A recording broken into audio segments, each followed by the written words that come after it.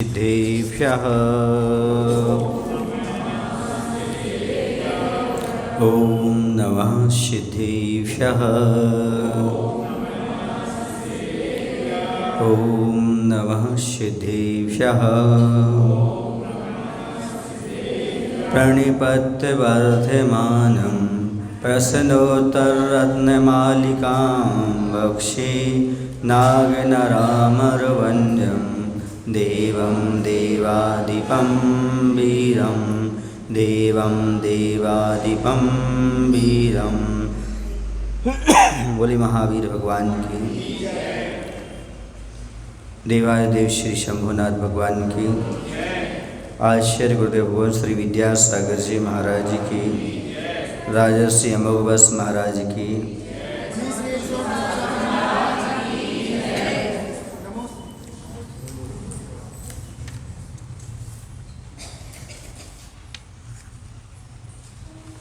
कल जो प्रश्न था वह था संसार में सार क्या है। बहुत बार चिंतन करते हुए यही है कि मनुष्य जन्म पाकर के तत्वदर्शी होते हुए सौ पर के हित में उद्यत रहना, तत्व ज्ञान प्राप्त करने के बाद स्वयं के और दूसरे के कल्याण में लगना ही संसार में सार है, बाकी सब असार है। इससे स्पष्ट हो जाता है बाकी जो कुछ भी किया जा रहा है वो संसार में असारभूत है। सारभूत यही है तत्वदर्शी बने और स्वयं और दूसरे के कल्याण में तत्पर रहे। यही चिंतन हमेशा बना रहे, भगवान मेरा कल्याण कब हो, सभी जीवों का कल्याण कैसे हो। ये सारी बातें बाकी कौन हो जाती हैं, दो चीज़ें ही रह जाती हैं, तत्वदर्शी होना और स्वयं और पर का कल्याण करना। यही पूरे जीवन का सार निकलता है। अब आगे चलते हैं। 7 नंबर का श्लोक है। मदिरेव मोहजन कहा स्नेहा किच दस्यो विषया कावो वल्ली तृष्णा को वैरी ननवनोद्योगः।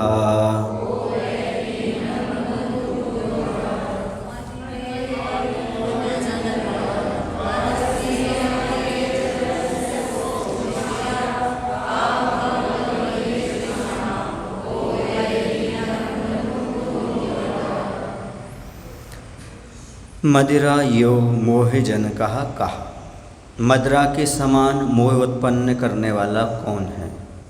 स्नेहा, स्नेह अर्थात यहाँ पर विषयानुराग ले लेना, विषयों से जो अनुराग है वह विषयानुराग। केचे दस्यवाह विषयः, और लुटेरे कौन है, तस्कर कौन है। तो विषय पंचेंद्रिय के विषय। भववल्ली का तृष्णा, संसार की लता क्या है तो वह है तृष्णा। बैरी कहा, बैरी कौन है, ननु वास्तव में अनुद्योग, पुरुषार्थ नहीं करना ही आपका दुश्मन है। ये प्रश्न यहाँ पर रखे जा रहे हैं। सबसे पहला प्रश्न है, हे भगवान शराब की तरह मोह है, उन्माद को उत्पन्न करने वाली क्या चीज़ है। तो उन्होंने कहा विषयानुराग। दोनों चीज़ें एक साथ ले लेते हैं अपन, क्योंकि दोनों प्रश्न एक जैसे लग रहे हैं। और चोर कौन कौन चोर हैं, तो इंद्रिय विषय, विषयानुराग और पंचेंद्रिय विषय है। तो पंचेंद्रिय विषय ही है ना, दोनों को एक साथ समझ लेते हैं। पंचेंद्रिय के विषय आप जानते हैं, कितने विषय होते पंचेंद्रिय के, 27 विषय होते हैं। एक मन का जुड़ जाता तो 28 हो जाते हैं, और जो इन 28 विषयों से बच जाते हैं वो 28 मूल गुण के धारी हो जाते हैं। 28 मूल का पालन करते पंचेंद्रिय निरोध और मन को वश में करना। तो ये पंचेंद्रिय के विषय जो होते हैं 27 हो जाते हैं, एक उसमें जुड़ जाता है मन का, तो 28 हो जाते हैं। तो यहाँ पर कहा जा रहा है कि आखिरकार शराब की जगह जिस शराबी व्यक्ति होता है, शराब पी लेता है तो उसके अंदर उन्माद आ जाता है, वो हित हित को नहीं जान पाता, अपनी अच्छाई बुराई नहीं जान पाता, किसी को कुछ भी बोलने लगता है। वैसे जो विषयों में अनुराग रखने वाला होता है वह भी अपनी भलाई नहीं कर पाता, क्योंकि पंचेंद्रिय विषयों में लगा हुआ व्यक्ति अपने आत्मा को विषय नहीं बना पाता, उसका धर्म ध्यान में मन नहीं लगता, उसका स्वाध्याय में मन नहीं लगता, और ये बहुत सारी चीज़ें हैं जिसमें उसका मन नहीं लगता। एक बात तुम लोग को रोज़ कहना पड़ती है, पीछे वालों का ख्याल रखा करो, ये अच्छी बात नहीं है। चश्मा, पीछे वालों का ख्याल रखने का कहा ना मैंने, ये लोग भी है ना। तो आप लोग ऐसे समझते से आपके बाद आपके रिश्तेदार आगे आकर के बैठेंगे, पीछे वालों का ख्याल रखा करो, पीछे वाली ज़मीन पर बैठे उससे पहले या पीछे बैठे, उनको भी स्थान मिलना चाहिए। तो यहाँ पर एक बहुत विशेष बात कही जा रही है। विशेष बात ये कही जा रही है कि जैसे शराब किसी व्यक्ति ने पी रखी है तो हित अहित का विचार नहीं कर पाता, वैसे इस संसार में जो विषयों से अनुराग करने वाला होता है वह भी हित अहित का विचार नहीं कर पाता है। विषयों में फंसा मन मूक बहरा अंधा जैसा हो जाता है।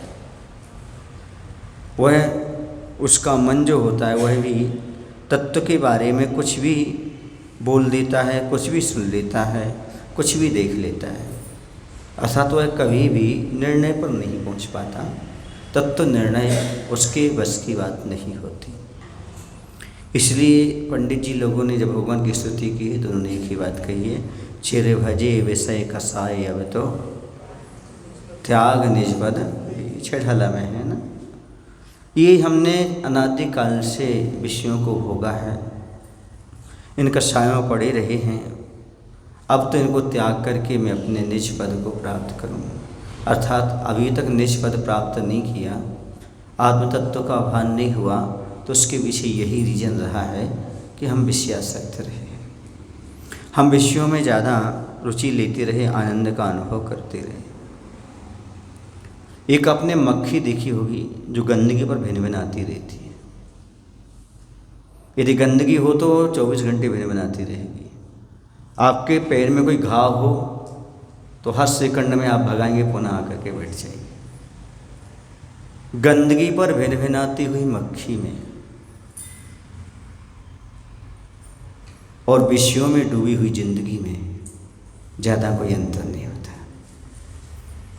मक्खी भिनभिनाती रहती है गंदगी के लिए और ज़िंदगी तुम्हारी भिनभिना रही है मक्खियों के लिए, पाप की गंदगी के लिए, विषयों के लिए। तो उसमें कोई अंतर नहीं आपको लगता है कि अंदर है। आचार्य भगवती आराधना ग्रंथ में लिखते हैं, कुत्ते को जैसा हड्डी में रस आता है वैसी मोही जीव को पंचेंद्रिय विषयों में रस आता है। हड्डी में कोई खून नहीं होता, मसूड़क का खून निकल करके और उसको ऐसा लगता है जैसे इसमें आ रहा हो। ऐसे पंचेंद्रिय भोगों में लगे व्यक्ति को ऐसा लगता है जैसे बाहर से कहीं सुख प्राप्त होता हो, बाहरी से कुछ नहीं होता। जब उसका मसूड़ा छिल जाता है तब वो तकलीफ महसूस होती है। इसी प्रकार से दशाई संसारी प्राणी की होती रहती है कि वह पंचेंद्रिय के विषय रूपी हड्डी को चूसता रहता है, ऐसा अपना पूरा जीवन निकालता रहता है। उस उदाहरण को याद रखो। मैंने एक बार कहा था कि आप संसार की थाली में अपनी आत्मा की बर्फ़ी जमा रहे हो तो वीतरागता की चिकनाई लगा के रखो, ताकि जब चाहो तब बर्फ़ी को बाहर निकाल सको। बर्फ़ी जमाते समय इतना ध्यान अवश्य रखना पड़ता है कि थाली और उस मटेरियल के बीच में क्या लगाना पड़ती है ताकि निकल सको। और जो चिकनाई नहीं लगी रहती है तो उसमें चिपक करके रह जाता है और वहीं पर समाप्त हो जाता है। संसारी प्राणी की यही दशा है, वह चिपका हुआ है घर नहीं छोड़ पाता, परिवार नहीं छोड़ पाता, भोजन नहीं छोड़ पाता, शरीर नहीं छोड़ पाता, तभी तो संलेखना नहीं ले पाता। जो संलेखना ले लेते हैं समझो उनके बीच में चिकनाई थी, तभी तो वह निकल गए। इसलिए आप लोग अभी से वीतरागता की चिकनाई लगा के रखो, तब जाओ तब निकल करके संलेखना ले सको, घर परिवार से छोड़ सको। ये कब तक चिपकन रहेगी? न जग को त्यागो न हर किसी को भूल जाओ जिंदगानी में। न जग को त्यागो न हर किसी को भूल जाओ जिंदगानी में। दुनिया में ऐसे रहो जैसे कमल रहता है पानी में। ये ज़िंदगी जो जिएगा वो विषयानुराग से ऊपर उठ जाएगा। बाकी जो ऐसी ज़िंदगी नहीं जीता वो विषयानुरागी है, वो विषयों में फंसा हुआ है। जब हम वज्रनाभि चक्रवर्ती की कहानी पढ़ते हैं, पढ़ी आप लोगों ने कई वज्रनाभि चक्रवर्ती कहानी? कौन सी भावना में? वैराग्य भावना। उसमें क्या क्या निकलता है? भोग बुरे भव रोग बढ़ावे, बैरी हैं जग जी के, बेरस होए विपाक समय अति, सेवत लागे नीके। ये भोग जो हैं, पंचेंद्रिय के जो भोग हैं, विषय हैं, ये बुरे हैं, भव रूपी रोग को बढ़ाने वाले हैं, यानी भव की वृद्धि में कारण है। बेरस होए विपाक समय, विपाक माने फल के समय बेरस प्रतीत होने लगते हैं। सेवत लागे नीके, सेवन करते समय अच्छे लगते हैं। ध्यान रखो, जिन चीज़ों को भोगने का प्रारंभ अच्छा हो, समझना उसका अंत बुरा होगा, और जिन चीज़ों को करते समय बुरा सा लगे, समझो आगे चलकर ही बुरा होगा। जितने भी पंचेंद्रिय के विषय हैं, पाप हैं, कसाएं, करते समय अच्छी लगती हैं, लेकिन उसके परिणाम बुरे होते हैं। व्रत, नियम, संयम, मौन आदि चीज़ें हैं ना, 5 पापों का त्याग, ये पालन करने में कठिन लगते हैं, लेकिन इनके फल कैसे होते हैं? नियम है ये। जिनका प्रारंभ हमें कष्टप्रद लगे, समझो वह आगे चल के मिष्टप्रद हो जाएगा, और जो हमें वर्तमान में कष्टप्रद लगे, समझो बाद में वह और कष्ट मिष्ट हो जाएगा। लेकिन जो हमारे लिए प्रारंभ में कैसा लगे, सुखमय लगे, समझो बाद में वह कष्टमय लगने वाला है। ये नियम ऐसे भोजन पानी की भी है। जो आपकी जिह्वा को अच्छी लगे तो समझना पेट को नुकसानदायक है, और जो आपको पेट को नुकसानदायक हो आपकी जिह्वा को अच्छी लगेगी, निश्चित है। और जो बुरी लगेगी समझिए फायदेमंद है। ये नियम मन नहीं करता, जो भाता है सो है पाता नहीं, जो पाता है सो भाता नहीं, इसी तो सुख साता नहीं। सुख साता कहाँ मिलेगा उसको? जो भाता है सो पाता नहीं, पाता है तो भाता नहीं। यही से तो भैया तुम्हारे जीवन में सुख साता नहीं, कैसे मिलेगी? ये हो जाते हैं। और उन्होंने कहा वज्र अग्नि विष से विषधर से, ये अधिके दुखदाई, धर्म रतन के चोर चपल यति, दुर्गति पंथ सहाई। ये वज्र अग्नि से और विष से भी ज़्यादा विषैले हैं, समझ गए? जीवन को नष्ट करने वाले हैं। और धर्म रूपी रत्न के कौन हैं? ये चोर हैं, ये धर्म रूपी रत्न को चुरा ले जाते हैं। कौन? पंचेंद्रिय के विषय। मूलाचार ग्रंथ पढ़ते समय बहुत इतनी अधिक बातें पढ़ने को मिली। इसमें यही कहा कि ये पंचेंद्रिय के विषय आपके परम दुश्मन है। दुनिया में इतना किसी ने तुम्हारा बिगाड़ नहीं किया जिसने पंचेंद्रिय के विषयों ने किया है। एक एक विषयों के कारण एक एक जीव अपने प्राण दे गए। रसना इंद्रिय के कारण वो मछली, कर्ण इंद्रिय के कारण हिरण, घ्राण इंद्रिय के कारण भौरा, रसना इंद्रिय के कारण बता दिया मछली आदि, स्पर्श इंद्रिय के कारण हाथी, और चक्षु इंद्रिय के कारण पतंगा। ये सब एक एक विषय को भोगने से अपनी जिंदगी समाप्त करते थे, समझ गए?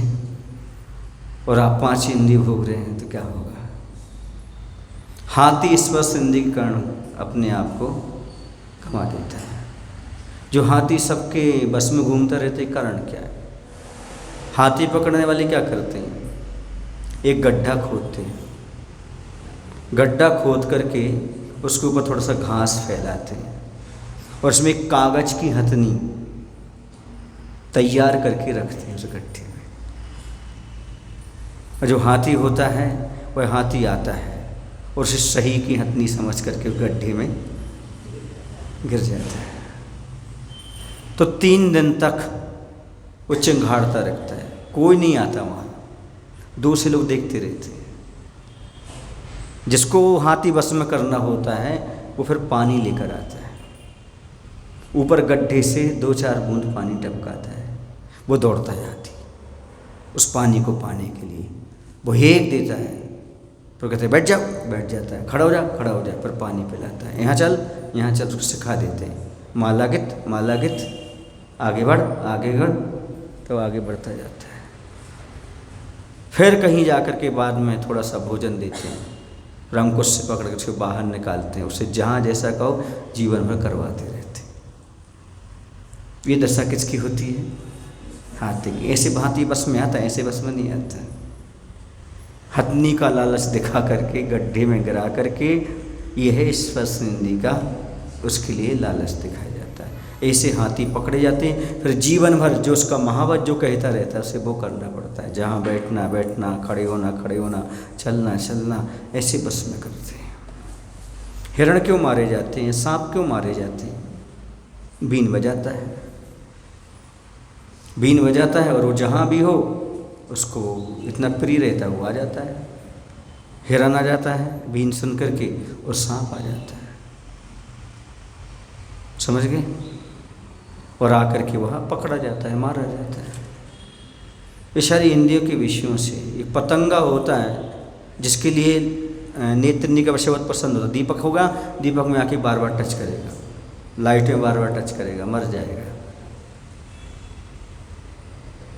भौरा कमल में रहता है, कमल के अंदर रहा गया और शाम को कमल पंखुड़ी बंद हो जाती है, तो उसे इतना अनुराग रहता है उस कमल से, वो लकड़ी को भेद देता लेकिन वो कमल के पत्ते को नहीं भेद के बाहर निकलता, वहीं मर जाता है। यह है विषयासक्त जीवों की दशा। ये कहा गया ना विषयानुराग, ऐसा विषयानुराग संसारी प्राणी के पास मौजूद रहता है। ये दशा है। कई बार लगता जरूर है मोही बहुत प्रेम से रहते हैं, और महाराज तो कई बार आपस में शादी होती, आगे बेती लड़ाई झगड़े करते दिखाई देती, लेकिन सावक बड़े हिल मिल करके रहते। शिलवानी में जंगल के लिए जा रहा था, तो वहाँ शराब की दुकान पर जाम से जाम टकरा करके बड़े मस्ती से पी रहे थे। मैंने कहा भैया इतना प्रेम तो हम लोगों में नहीं होता जितना प्रेम इन शराबियों मोहियों में है। कुछ क्षण के लिए लगा तो कहते हो कितने जाम से जाम टकरा करके पी रहे हैं, आनंद ले रहे हैं, कोई चिंता नहीं है, उन्मुक्त हैं। लेकिन जैसे लौट कर के वहाँ से आए तो एक जमीन पर पड़ा था, दूसरा कपड़े फाड़ रहा था, धै कर रहा था। मैंने कहा ये है मोही के प्रेम। एक क्षण में ऐसा दर्शाते हैं कि हम तुम्हारे अलावा कोई नहीं है, हैं? तुम्हारे बिना एक दिन नहीं रह सकते, और जब बिगड़ गई तो तुम रहोगे हम रहोगे, एक दिन साथ नहीं रह सकते, तलाक। ये है मोहियों का प्रेम, समझ में आया? ये है मोहजन का, ये उन्माद पैदा करने वाला है। मधुरे यो मोहजन का कहा स्नेहा। ये विषयानुरागियों की दशा ऐसी हो जाती है, क्योंकि जब जब जितना जितना मोह होगा उतना उतना आपका आनंद समाप्त होगा, और जितना जितना मोह कम होता जाएगा उतना आनंद का विकास होता चला जाएगा। ये नियम है, जितना मोह होगा तुम्हारा उतना तुम्हारा आनंद खत्म, और जितना मोह कम उतना आनंद का विकास। समझ गए? बहुत महत्वपूर्ण है। एक बार की बात है, पंचेंद्रिय विषयों को चोर कहा है, उस पर एक दृष्टांत याद आ गया। एक राजा का चौकीदार था जो कि वहाँ नियुक्त था जहाँ पर खजाना था। उससे कहा, भाई आज रात में चोर कैसे चले गए? बोले क्या करूं? मैंने अंदर जाने वाला दरवाज़ा तो बंद कर दिया था, लेकिन बाहर जाने वाला जो दरवाज़ा था पीछा का वो खुला रहा। मैंने अंदर जाने वाला तो बंद कर दिया था, लेकिन जो बाहर जाने वाला था वो खुला रहा। वहीं एक विद्वान बैठा था, बोले इसने तो गजब की बात कह दी। बोले क्या गजब की बात कह दी? ये गजब की बात ये कह दी कि पीछे जो दरवाज़ा है वही तो चोर दरवाज़ा है, यानी हमारे पंचेंद्रिय के जो दरवाजे खुले हुए हैं वही तो हमारा सारा हड़प करके ले जा रहे हैं। हम सोच रहे हमने दरवाज़ा बंद कर दिया है। ये पंचेंद्रिय के जो दरवाजे खुले हुए हैं ये सारे के सारे क्या कर रहे हैं? आपकी संपत्ति को लूट करके ले जा रहे हैं। आप समझ रहे, निकाल नहीं रहे, उससे आ रहे हैं पंचेंद्रिय के विषय। ये पांचवी इंद्रिय जब तक कंट्रोल बनी तब तक ऐसी दशा हो जाती है। अब यहाँ पर 2 प्रश्न तो अपन ने कर लिए, अब तीसरा प्रश्न चलते हैं। का भव वल्ली तृष्णा, संसार की वेली क्या है? तो तृष्णा है। कद्दू देखा आप लोगों ने? कद्दू क्या बोलते हैं आप लोग यहाँ उसको? कद्दू बोलते। क्यों दद्दू? जानते हो कद्दू? हाँ, इतना बड़ा होता है कद्दू। उसकी बेल कितनी छोटी सी होती है, पतली सी होती, मुलायम सी होती है। ऐसी तृष्णा की बेल पर सारी दुनिया टिकी है। संसार को बढ़ाने वाली कौन चीज़ है? संसार कद्दू क्यों बढ़ रहा है? संसार कद्दू क्यों बढ़ रहा है? क्योंकि तृष्णा की बेल। कौन सी बेल है? तृष्णा की बेल है। जब तक तृष्णा की बेल रहेगी तब तक संसार का कद्दू बढ़ता ही रहेगा। हो गए दद्दू पर कद्दू कम नहीं हो। संसार वृद्धि को प्राप्त हो रहा है। क्यों हो रहा है? क्योंकि तृष्णा रूपी बेल उसके पीछे लगी हुई है। जब तक तृष्णा है तब तक कद्दू हरा भरा रहेगा। जब तक बेल सुरक्षित है कद्दू हरा भरा रहेगा, बढ़ता जाएगा। यदि वो बेल सूख गई तो कद्दू भी फिर बढ़ना बंद हो जाएगा। इसी प्रकार से संसार की जो वृद्धि करने में सहायक है उसका नाम है तृष्णा। जब तक तृष्णा रहेगी तब तक संसार की वृद्धि बनी ही रहेगी। इसमें भी बोलते हैं, ज्यों ज्यों भोग संयोग मनोहर, मन वांछित जन पावे, तृष्णा नागिन त्यों त्यों डंके, लहर जहर की आवे। पढ़े आप लोगों ने कई बैराग? हाँ, तो यही है ना उसमें। ज्यों ज्यों भोग संयोग मनोहर मिलते जाते हैं, मन वांछित व्यक्ति को प्राण प्राप्त होते जाते, वैसे तृष्णा रूपी नागिन और बढ़ती चली जाती है। आज अच्छा है, सुबह भी तृष्णा पर चला था, अभी भी तृष्णा पर चला था। थोड़ा समझ लो, तृष्णा का अर्थ है प्यास। क्या है? तृष धातु से बना है, उसका अर्थ होता है प्यासा होना। तृष्णा किससे बना है? तृष धातु से, जिसका अर्थ है प्यासा होना। प्यास से आदमी को कितना ही पिलाते जाओ उसकी प्यास बुझने वाली नहीं है, क्योंकि खतरनाक है ये प्यास। लोभ और तृष्णा में कितना अंतर होता है? लोभ का अर्थ होता है जो हमारे पास है वो चला ना जाए, ये लोभ है। और तृष्णा का अर्थ है हाय तौबा, और आ जाए और आ जाए और आ जाए, आंधो आंधो आंधो। जैसे एक गाड़ी के पीछे एक फटे से कपड़े पहने खड़ा रहता ना, कहता गाड़ी को आंधो आंधो आंधो। क्या बोलते उसको आप? कंडक्टर भी होता और क्लीनर भी होता है ना, खड़ा रहता है वो। ऐसे आप कहते आंधो आंधो आंधो।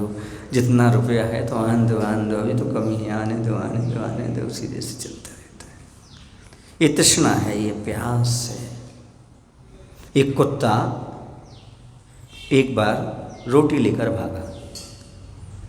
जब रोटी लेकर के भागा तो वह नदी किनारे पहुंच गया, तो उसकी परछाई कहाँ दिखने लगी? पानी में। तो उसमें भी कुत्ता दिखने लगा, उसके मुख में भी क्या दिखने लगी हुई? रोटी। उसने सोचा ये रोटी तो अपने पास, इसकी ओर छुड़ा लो। उसने ऐसा मुंह खोला, वो और गिर गई। ये तो तुम लोग कैसे पता? यही तो संसार की दशा है, हैं? आदि छोड़ पूरी खोन भागे, आगे बोली ना, ऐसा है। कुछ नहीं मिलता है ऐसा, यहाँ मिलता वो नहीं मिलता। रोन कुमरई का गधा, ना घर का ना घाट का। हमने बदल दिया। बुंदेलखंड में कहावत है, जब पटेरिया जी साइड जाते हैं तब वहाँ पर दो गांव मिलते हैं। रोड के इस तरफ रोन है और इस तरफ है कुमरई। रोन और कुमरई दो गांव हैं। तो एक कुत्ता होता, हमने गधा बोल दिया। वो कुत्ता क्या करता है, यहाँ पर ही पंगत रहती और यहाँ पर ही पंगत समझते ना, शादी हुआ है। तो वो ये सोचता है कि चलो अपन यहाँ चलते हैं, रोन चलते हैं, वहाँ पर अपन पंगत करेंगे। तो यहाँ आता है तो वो बताते हैं कि अभी 1 घंटा है, वो सुन लेता है। तो कहाँ आ जाता है? यहाँ। तो यहाँ भी सुनता है कि अभी तो 1 घंटा है। तो यहाँ से फिर चला जाता कहाँ पर? वहाँ जाता, जब तक वहाँ की पंगत हो जाती है। फिर वो फिर भाग के यहाँ आता है, यहाँ की पंगत हो जाती है। तो रोन कुमरई की ऐसी दशा हो जाती, ना ये मिल पाता ना वो मिल पाता। ऐसी तृष्णालु व्यक्ति को जो वर्तमान में हुआ है भी हुआ है, खो जाता है। कुछ लोगों की स्टोरी सुनने को मिलती है, वह जैसे पुलिस वाले हैं या और कोई भी ऑफिसर्स लोग हैं, उनकी सैलरी तो मिलती है, उनको नौकरी तो का जो सैलरी है वो तो मिलेगी, लेकिन उस रिश्वत के चक्कर में पकड़े जाते हैं तो सस्पेंड हो जाते हैं। ना नौकरी का पैसा मिल पाता है और ना ये तृष्णा है। जितना है उसमें शांति का अनुभव नहीं कर पाते, और आ जाए और आ जाए। जुआ खेलने वालों की यही दशा है। सट्टा, लॉटरी, शेयर बाजार, जिसमें गए वो तो समय से पहले, किस्मत से ज़्यादा, ना आज तक किसी को कुछ मिला है ना मिल सकता है। ऐसी युक्तियों को अपनाने वाले भी क्या कर जाते हैं? सट्टा लॉटरी खेल जाते हैं। सट्टा लॉटरी क्या चीज़ है? पुरुषार्थ के बिना धन पाना। कम समय में पुरुषार्थ ना कर और धन मिल जाए, ऐसा होता है क्या?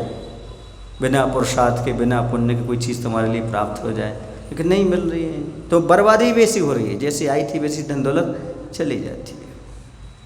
एक सज्जन थे, वो हमसे कहते थे, महाराज जी हमें तो फलाने आचार्य की कृपा है और हमें तो उनने आशीर्वाद दिया है, तब से बहुत फलीभूत हो रहा है। हमने पुराना मकान खोदा था तो एक खंडा निकला है। अब हम कुछ तो उनके कलश वगैरह स्थापित करते रहते हैं, वो जहाँ कहे थे वहाँ दान करते रहते, और अभी बहुत पैसा रखा है हमारे पास। हमने कहा देखो अब दान मत करना, जितना रखा है वो जहाँ से लाए हो वहीं गाड़ के आ जाओ। अरे महाराज जी हमारा तो उनका आशीर्वाद है, हमारा कुछ नहीं बिगड़ने वाला। अब वो हमने कहा तुम्हारे महाराज जाने और तुम जानो, लेकिन मैं जो कह रहा हूँ उसको तो सुनो। चुनाव लड़ गया, वो पैसा खूब आ गया है ना। अब चर्चा हो गई पूरी नगर में, ऐसा कहाँ से आया, कैसे हुआ, ऐसा हुआ ऐसा हुआ। और ये वो आज वर्तमान की स्थिति में डिप्रेशन में कैसा है, समझ में आ रहा आपको? क्यों है? क्योंकि जीने ने मानी बड़ों की सीख, खपरिया लेके मांगे भीख। अरे जो तुम्हें मुफ्त की दौलत मिल रही है, फलेगी क्या तुम्हारे लिए? वो बिल्कुल कोई फलने वाली, कहीं ना कहीं निकलेगी तुम्हारे लिए, निकलेगी वो। क्योंकि बिना पुरुषार्थ किए, किसी ने दी थोड़ी है, किसी ने कहा थोड़ी ले जाओ। पता नहीं कौन देव कौन मर करके बेअंतर बन गया होगा, हाँ। और वो आकर के तुम्हें परेशान करेगा। उसने तुम्हें स्वप्न देखी कहा थोड़ी निकाल लो, और तुम निकाल के ले जा रहे हो, क्योंकि वहाँ गाड़ने वाला आदमी तो अच्छा तो हो नहीं सकता, वो ये तो पक्का है। जिसने गाड़ के रखा होगा उसकी सदगति तो संभव ही नहीं है, कैसे हो जाएगी? क्योंकि बहुत आराम परिग्रह वाला या तो नरक जाएगा, या फिर मान लो कुछ अच्छा कर लिया हो तो व्यंतर आदि बन जाएगा, और कोई योनि में चलेगा, सांप बन के बैठ जाए, कुछ ना कुछ करेगा वो तो। इससे कभी भी इन पर हाथ तो लगाना नहीं चाहिए, समझ गए? दूसरे की धन दौलत। तो ये तृष्णा नागिन है, ये संसार की वृद्धि करने वाली है। तृष्णा में आज कितने लोग पड़े हुए हैं? सब पड़े हुए हैं। जहाँ देखो वहाँ पर सब इसी की, हमें जैसे मिल जाए बस। लेकिन एक बात ध्यान रखना, तृष्णा की एक तासीर है, ये इकट्ठा कराना तो जानती है पर उपयोग कराना नहीं जानती। तृष्णा धन दौलत को इकट्ठा तो करा लेगी, लेकिन कभी उसका उपयोग नहीं करा पाएगी। इसका सिद्धांत है, इसका नियम है। इसलिए आप चाहो तो इस बात को समझ जाओ, स्वप्न में भी इस्तेमाल नहीं कर पाता तृष्णालु व्यक्ति, या तो उसका नष्ट हो जाता है या फिर कोई ना कोई ले जाता है, ये पक्का है। ये गड्ढा कभी भरने वाला नहीं होता, क्योंकि जमीन का गड्ढा होता तो मिट्टी से भर देते, पेट का गड्ढा होता तो भोजन से भर देते, लेकिन ये मन का गड्ढा है, इसी में 3 लोग भी समा जाएं तो भरने वाला नहीं है। इसकी भरपाई तभी होगी जब इसको भरना बंद कर दो। जितना डालते जाओगे उतना वो खाली खाली खाली जैसा प्रतीत होता चला जाएगा, क्योंकि ये तृष्णा है। तृष्णा का गड्ढा कभी न भरा है और न भर सकता है। इसे भरने के लिए संतोष चाहिए। तृष्णा ताप है तो संतोष तप है, ये मान के चलो। संसार में 3 रोग होते हैं मानसिक रोग, आशा, अपेक्षा, आसक्ति। ये त्रिपुटी मानी जाती है। त्रिपुटी क्या मानी जाती है? इसको त्रिपुटी मान लो, त्रिकुटी मान लो। ये है, जब तक ये तीनों चीज़ें रहेंगी, आशा रहेगी, अपेक्षा रहेगी, आसक्ति रहेगी, ये तीनों रोग हैं, महान रोग हैं। इसी में लोभ है, इसी में तृष्णा है, सब कुछ इसी में आ गए, इससे कोई अलग नहीं है। ये तीनों खतरनाक रोग हैं। सारे रोग जो हैं इसी से हैं और किसी चीज़ से नहीं है। इसलिए तृष्णा आदमी को तुच्छ बना देती है, और कोई बनाता नहीं। तृष्णा तुच्छ क्यों? क्योंकि तृष्णा व्यक्ति हर किसी से मांगने लगता है, और जो मांगता है वो कैसा हो जाता है? तुच्छ व्यक्ति कहलाता है। इसलिए तृष्णा से बचने का प्रयास करो। तृष्णा और तृप्ति का 36 का आंकड़ा है। जहाँ तृष्णा है वहाँ तृप्ति नहीं हो सकती, जहाँ तृप्ति है वहाँ तृष्णा नहीं हो सकती। तृष्णा है तो समझ लेना भैया, और कुछ नहीं है, यही है। तृष्णा के बारे में कितना बोले, जितना बोले उतना कम ही है। किसी लेखक ने लिखा है, लालच से कमाई हुई संपत्ति से कभी सुख की कामना मत करना, क्योंकि लालच से कमाई हुई संपत्ति कभी सुख नहीं दे सकती, जब देगी तो दुख ही देगी। इसका नियम है, इसे कोई टाल नहीं सकता है। इसलिए हमेशा धन के बारे में थोड़ा सा विचार करो, तृष्णा के बारे में विचार करो। इस सब प्रकार की तृष्णा ले लेना, पुत्रेषणा, धनेषणा, लोकेषणा। पुत्रेषणा माने घर परिवार की स्नेह, पुत्र आदि की, और लोकेषणा मतलब लोक में हमारा यश फैले, पद आदि प्राप्त हों। ये सब संसार में भटकाने वाली चीज़ें हैं, ये मान करके चलिएगा। अगला प्रश्न है, को वैरी माने उद्योग। संसार में शत्रु क्या है? तो उद्योग नहीं करना मतलब आलस। आलस्य मनुष्यों का सबसे बड़ा शत्रु है। समझ गए? जो आपके पास अभी है। आलसी व्यक्ति कभी भी महान नहीं बन सकता। आलसी व्यक्ति कभी भी महानता के शिखर पर नहीं पहुंच सकता। आलसी व्यक्तियों को मिलता तो है, पर वो मिलता है जो पुरुषार्थी छोड़ के चले जाते हैं। पुरुषार्थ के बिना कुछ नहीं मिलने वाला। ये ध्यान रखना। ये समझ करके चलो आप तो कि आलस्य तो अमावस की रात है और पुरुषार्थ पूर्णिमा का चांद है।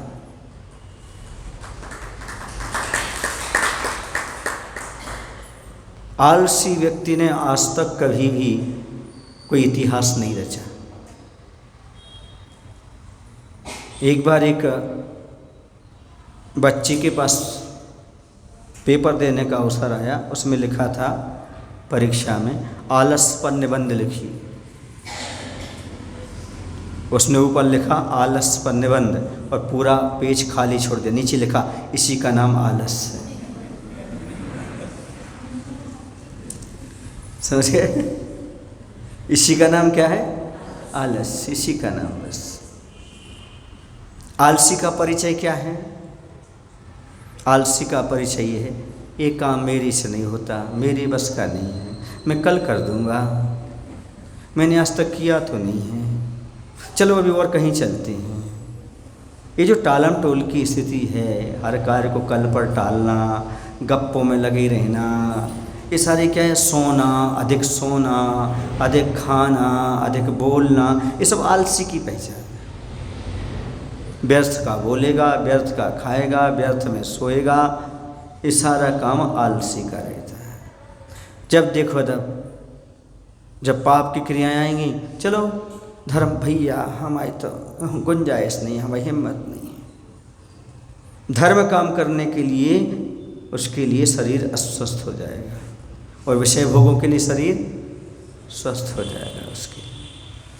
ये किसकी पहचान है भैया? आपकी नहीं, आलसी की पहचान है। पुरुषार्थी के अलग, आलसी के अलग होता है। पर्युषण पर्व में सबको समय मिल जाता है, आलस कहाँ चला जाता है? दोपहर में बहुत सारे लोग आ जाते हैं, बाकी पर्युषण के बाद क्या बन जाते हैं? सब आलसी। हे भगवान, आप ऑलसी हो, ऑलसी, सब कुछ देखने वाले, और हम ठहरे ऑलसी।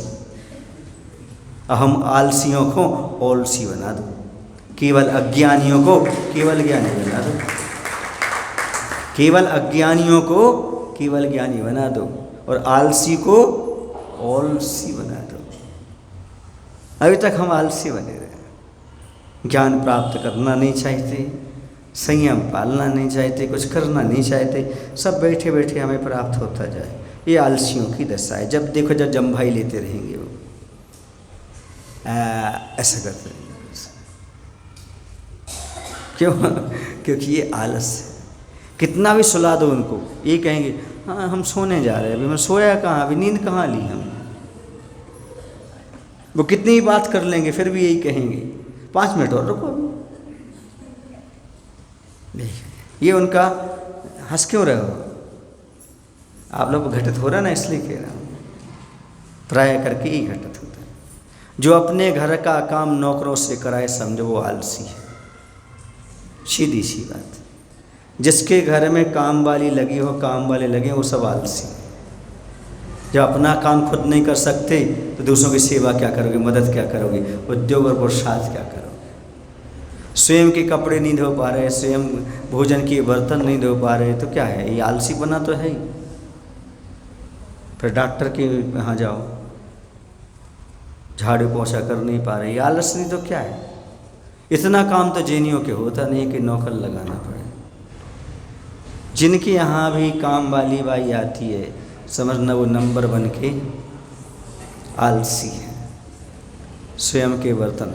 और जिनके घर में शाम के बर्तन सुबह तक जूठे रखे रहें, समझे उनके घर में दरिद्रता आती है, नेगेटिव एनर्जी प्रवेश करती है।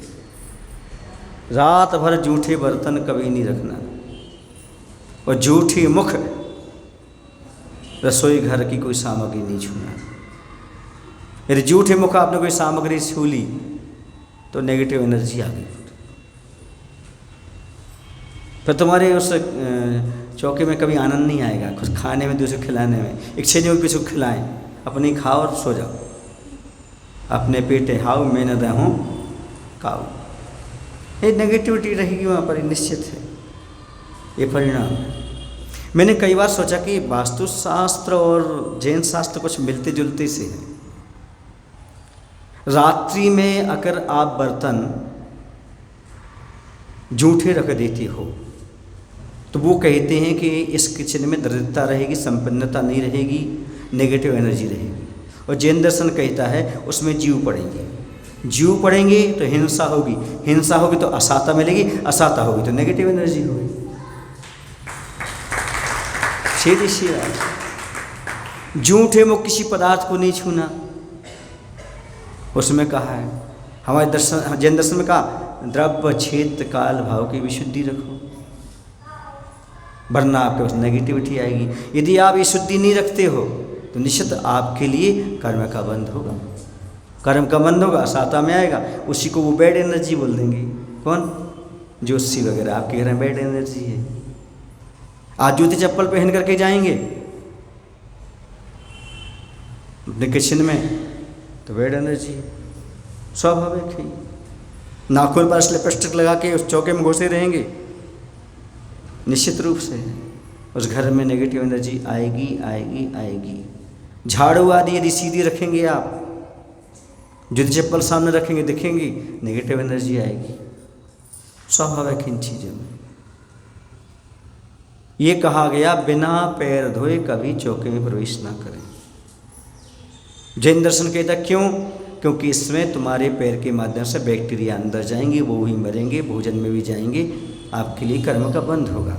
और वास्तुशास्त्री कहता है तो गंदगी लेकर के गए हो इसलिए तुम्हारा नेगेटिव एनर्जी वहाँ प्रवेश करेगी। मृतक जीवों की, यानी जो स्वर्गवासी हो गए, उनकी फोटो कभी चौके में नहीं लगाना चाहिए, ये सब वास्तुशास्त्र कहता है। और जैन दर्शन के अनुसार ऐसा यदि वो फोटो लगाते हो तो आपका ध्यान वहाँ जाएगा, वहाँ जाएगा तो अब चिंता होगी, चिंता होगी तो शोक होगा, शोक होगा तो दुख होगा, दुख होगा तो असाता बेदनी बनेगी। फिर आप कहाँ से? कुछ बात समझ में आ रही है?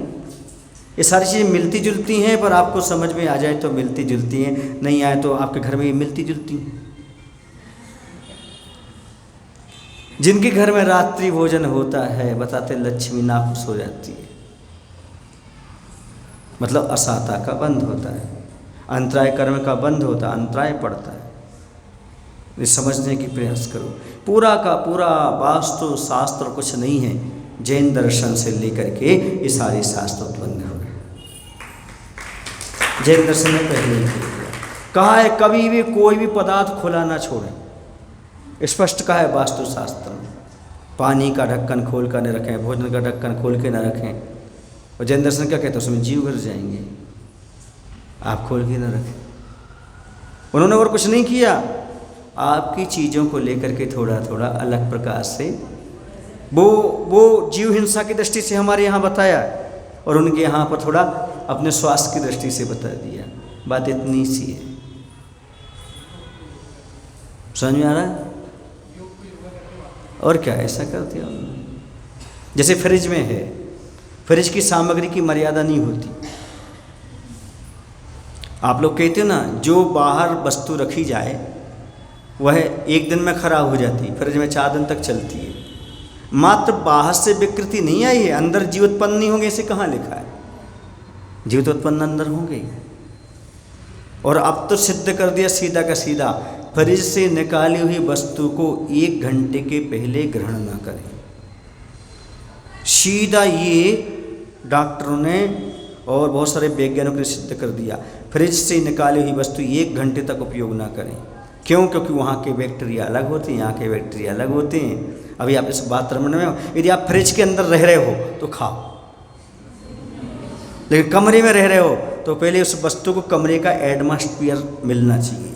जब तक वो वस्तु कमरे की एटमॉस्फेयर को एग्जाम ना कर ले तब तक उसे तुम एग्जाम मत करना, वरना बेमौसम का खाओगे वो बेमौसम में जाओगे, कोई नहीं रोकने वाला।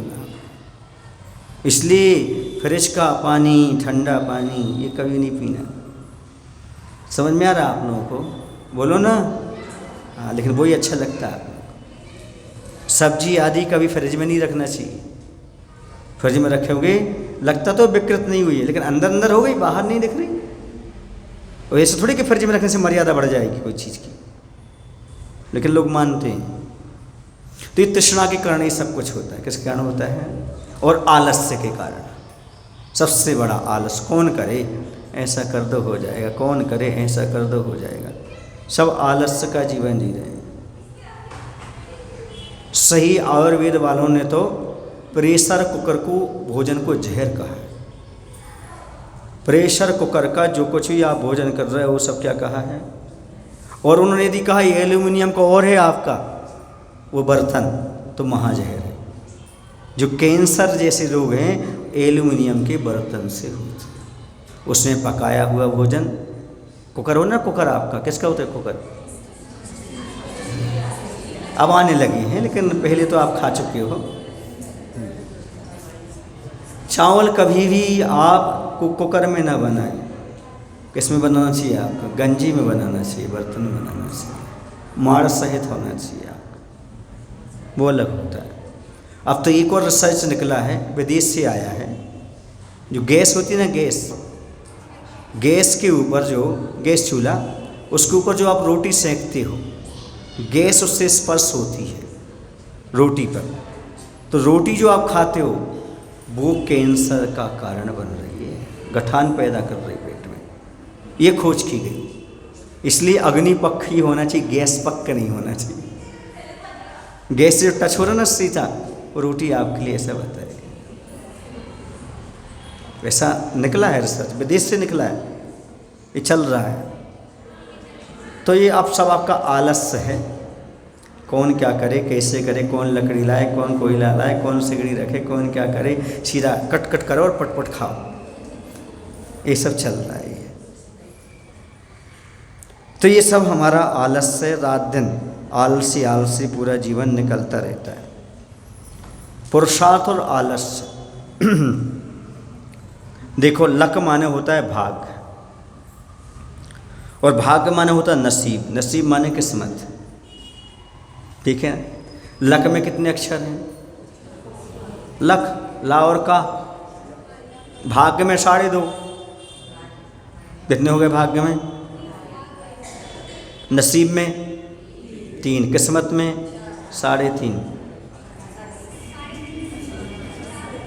और मेहनत में, पुरुषार्थ में, हाँ, तो 4 अक्षर वाला अच्छा है, न 2 अक्षर वाला, न 2.5 अक्षर वाला, न 3 अक्षर, न 3.5। सबसे अच्छा 4 अक्षर वाला अच्छा है। कौन सा? पुरुषार्थ या मेहनत करो, क्योंकि मेहनत के द्वारा ही, पुरुषार्थ के द्वारा ही भाग्य का ताला खुलता है। पुरुषार्थ वो चाबी है जो भाग्य के दरवाजे को खोल देती है। एक कहानी याद आ रही है इसी। एक बार ऐसा हुआ, एक भाग्य को सब कुछ कहता था, दूसरा पुरुषार्थ को सब कुछ कहता था। दोनों पंडितों का आपस में झगड़ा चलता रहता था। एक कहता था जो कुछ होता सब भाग्य के भरोसे होता है, एक कहता था नहीं, पुरुषार्थ के बिना कुछ नहीं होता। एक कहता उद्यनी सिद्ध्यंती कार्याणि न मनोरथई, उद्यम करने से कार्य होते हैं, मात्र मनोरथ करने से नहीं होते हैं।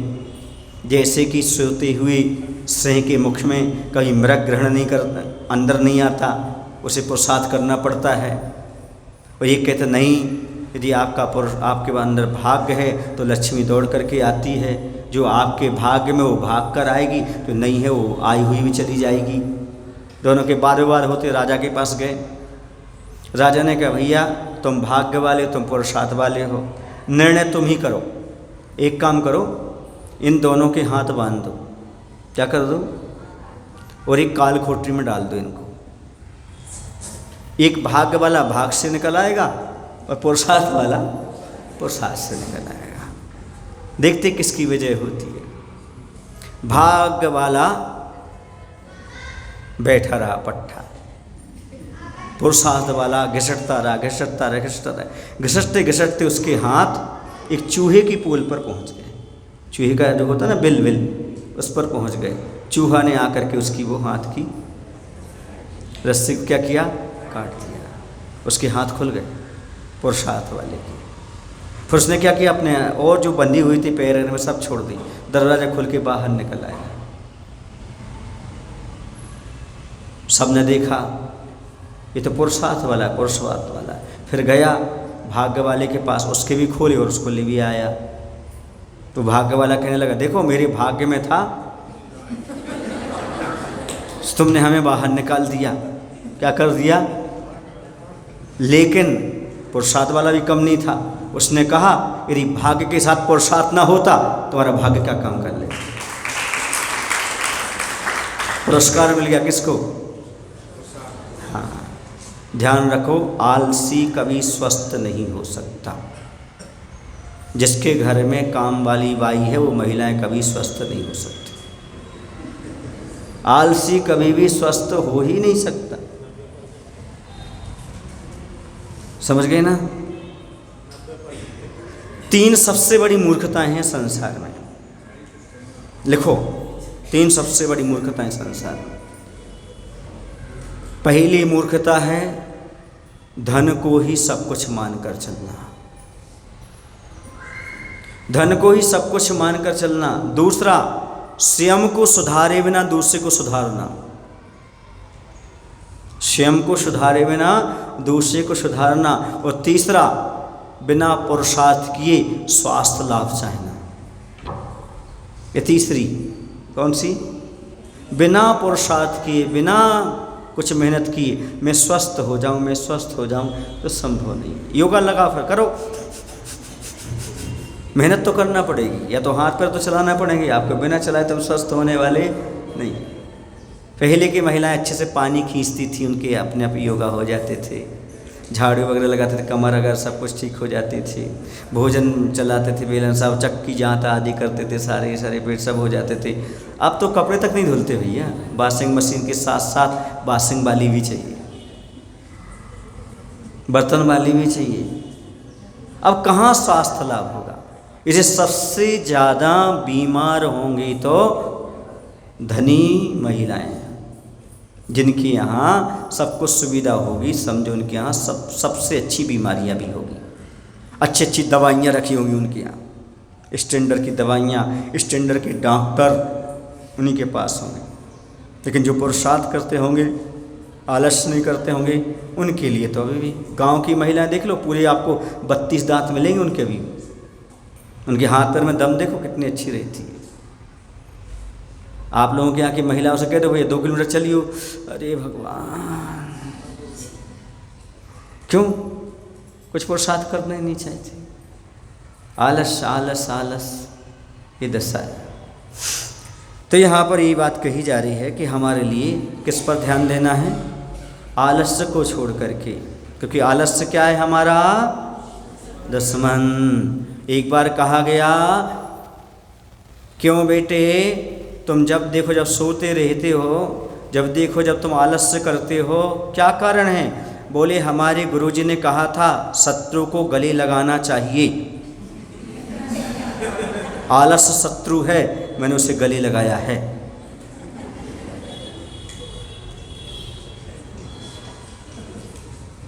बड़े धर्मात्मा हो, किसको गले लगा लिया?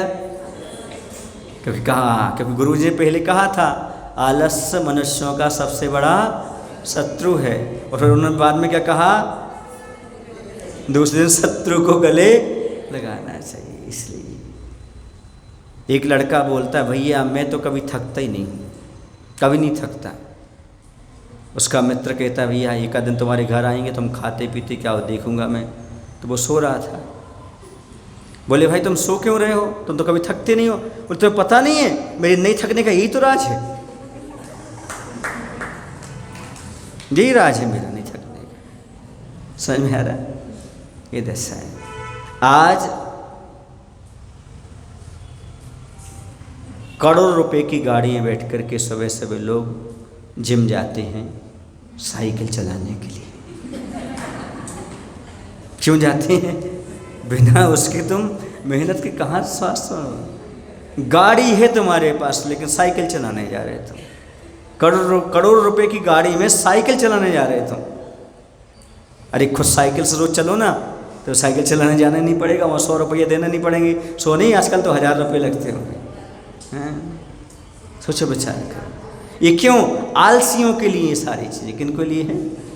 और जो साइकिल से आते जाते हैं, पैदल आते जाते हैं, उनके लिए कोई दिक्कत नहीं है। पैदल चलना तो चाहिए, पर जूते चप्पल पहन के पैदल नहीं चलना चाहिए। पैदल जाने का फ़ायदा तभी होता है क्योंकि जो 38 पॉइंट पैर में होते हैं वो पूरे के पूरे 38 पॉइंट आपके शरीर से कनेक्ट होते हैं। यदि आप बिना जूते चप्पल के चलते हैं तो आपका स्वास्थ्य भी ठीक रहता है। समझ गए? ये आपके लिए सारा स्वास्थ्य लाभ बताया जा रहा है, इसको ध्यान में रखने की आवश्यकता है। अगला थोड़ा सा और पढ़ लेते, अपने पास 3-4 मिनट हैं। तो 8वां श्लोक है, कस्माद् भयमेह मरणा दन्धादपि को विशिष्यते रागी कः शूरो यो ललनः लोचनवाणैर्न च व्यथितः।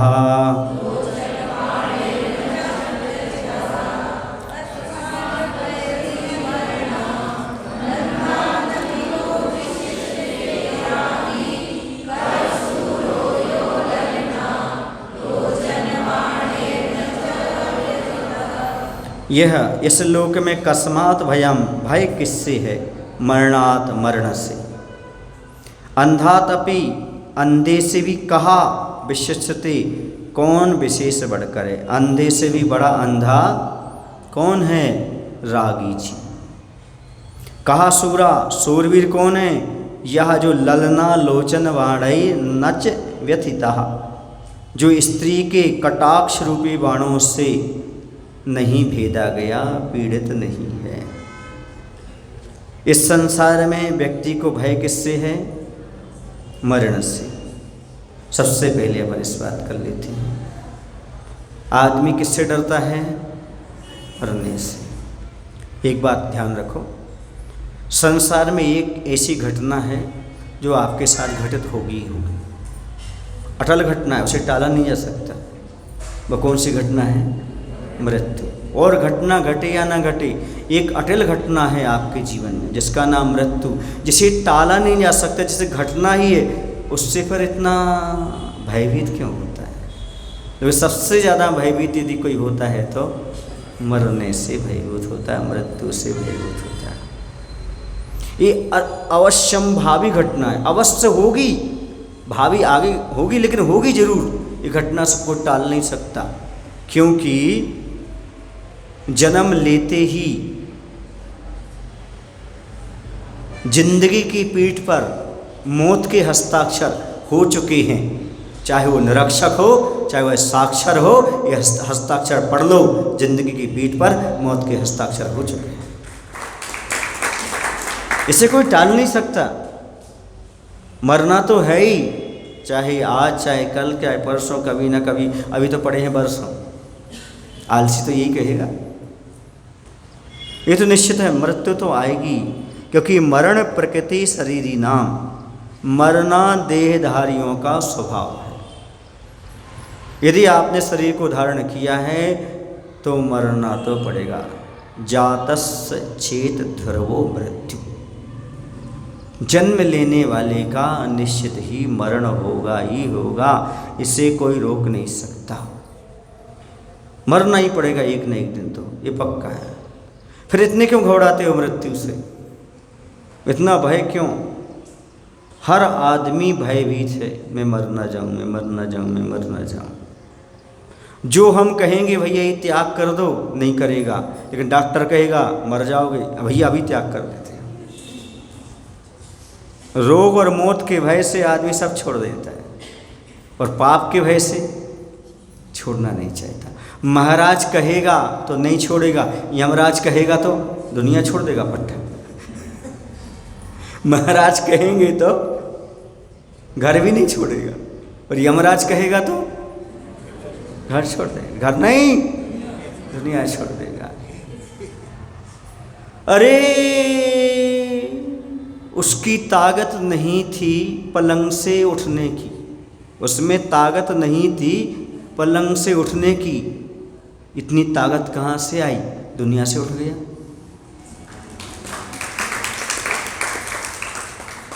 वो तो उठ जाएगा, उसमें ताकत है। भले वो यहाँ से नहीं उठ पा रहा है, पलंग से, खाट से। हाँ, लेकिन कहाँ से उठ जाएगा वो? कोई आ तो नहीं रहे भैया? नहीं नहीं नहीं, बात मरण की चल रही है। क्या कह रहा हूँ? भरोसा नहीं, पल का। सुन रहे ना, जीवन का ऐसे ही है, कल का कोई भरोसा नहीं, पल का कोई भरोसा नहीं। लगता है हमारे लिए, लगता है ऐसा। देखना सुमित, सुमित आ गए? चलो, बोलो महावीर भगवान की जय। अच्छा, विद्यासागर श्री महाराज की जय। जावाणी के ज्ञान ते सूझे लोकालोक शोवाणी मस्त करो सदा दे तमलो। हे जिनवाणी भारती मातो जपो तुम रहें, जो तेरो शरणा गए सो पार।